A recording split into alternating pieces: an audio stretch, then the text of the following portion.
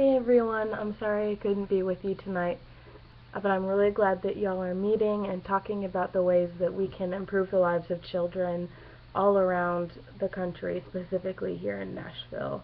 Um, as you might have already heard, court-appointed special advocates has been around in our city since about 1983, 1984. So we were founded by a couple of different organizations in the city, and since then we've been advocating for children in juvenile court ever since.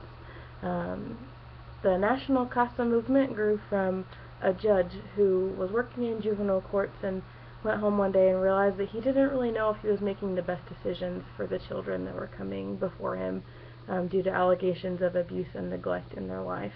And so what he did was essentially created CASA. It was a long and bumpy road, but now let me tell you about where we are today. What a court-appointed special advocate does is also known as a CASA, for one. It's a little shorter, so I'll probably say that. What a CASA does is gets assigned to the case of one child or one sibling group who is entered into the juvenile court system or comes to their attention because someone in their life, usually their parent or guardian, has allegedly abused or neglected them. This allegation could have come from a teacher or a pastor or a neighbor, anybody that notices that this child might be being abused physically, emotionally, sexually, or neglected, which can mean, an extreme of leaving a child alone for a long period of time and completely neglecting all of their needs, or also not taking them to doctor's appointments that they need, or providing them with proper health care. So there's a lot of things that could go into account when you're thinking about abuse and neglect of a child. So anyway, what the CASA does is gets assigned to the case of this child or sibling group, and is their voice in court. Court is a really scary place for a child or anybody who's under the age of 18. I mean, I guess anybody in general, right? But specifically a child who has been a victim of abuse and neglect. So what the CASA does is meets the child, makes a relationship with them, and helps the child know that they're a safe person, that they can be trusted, and that they can their only hope is to make that child's life better. And so then the CASA volunteer will meet with teachers, parents, guardians, pastors, coaches, anybody that knows about this child's life.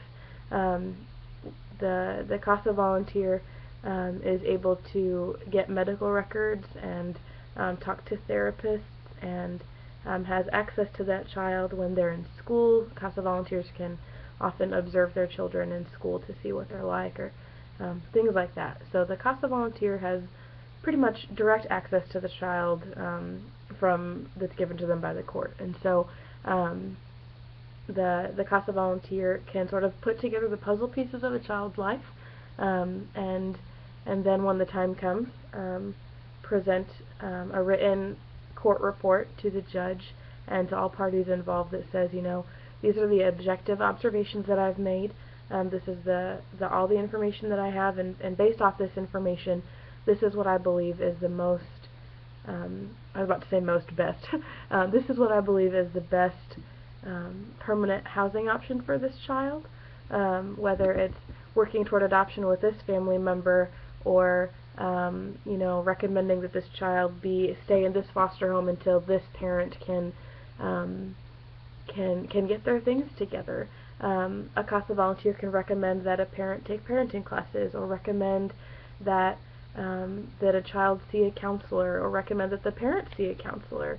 All of those kinds of things are what a CASA volunteer does to ensure that a child is getting what they deserve, and having a really clear voice in court when sometimes they can be overlooked.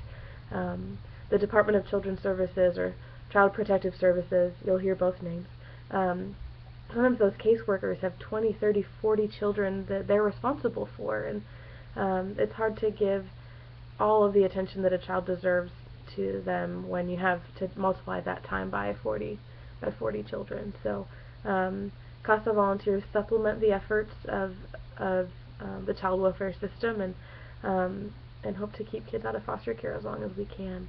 And so it's a really great organization, really great mission. All the CASA volunteers have supervisors through their CASA branch, and so we have 8.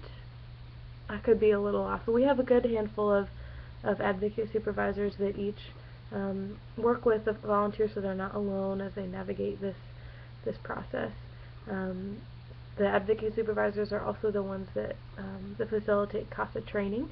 Every CASA volunteer gets 30 hours of training before they start working, to make sure that they know about different cultural backgrounds and know some of the legal processes and know how to write a court report, and do a lot of role playing to make sure that they're being the best advocates they can for these children. And so the people that are interested in being volunteers have a few requirements they have to pass.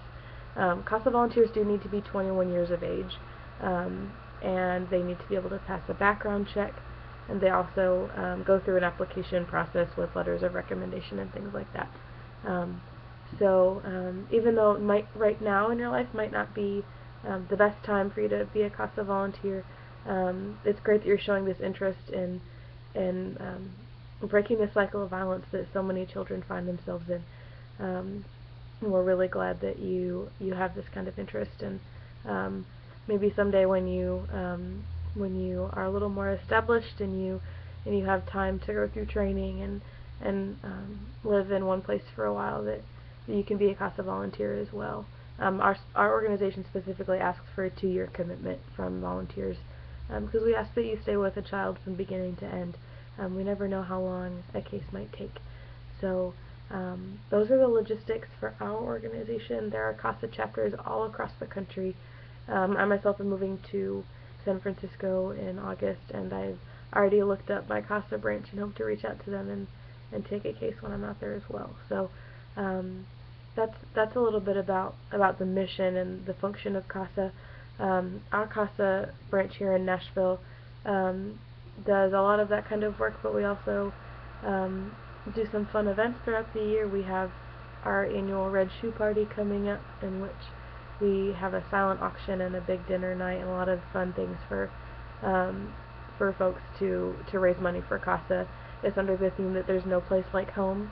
So Dorothy clicks her ruby red shoes and goes home, and so we hope to help children get that wish granted that they have too. Right now we're only serving about 30% of the children that need CASA volunteers, so we're grateful for the energy of young people that will turn into volunteer hours, we hope someday.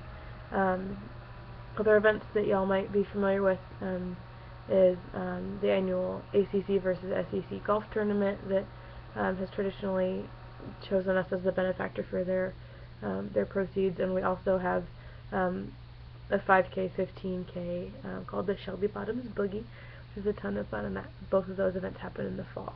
And so CASA is always looking for ways to connect with the community, and so right now we're in a growth plan, and we're trying to find out how we can best utilize our community partners and think about the ways that we can change more lives for more children. So I'm really, again, sorry I couldn't be with you tonight, but I hope that this hasn't taken too long. I can see on my YouTube recorder that it's about 9 minutes already, so I appreciate your patience. It would be a lot more fun and dynamic if I were there in person, I think. I tend to talk with my arms, which you can't really see outside my little recording here, but we are happy to be partnering with you and would love to answer more questions for you, and hopefully you should see me shortly, or others. My name is Allie Vertigan. I'm an intern with CASA, and you can reach me by email. I know Jennifer has it, but there's also, it's avertigan, AVERTIGAN, at casa-nashville.org. And we'd love to work together and get to know how we might make a great relationship to break the cycle of violence that these children find themselves in and get them into safe and permanent homes. Hope you have a great night. Thank you.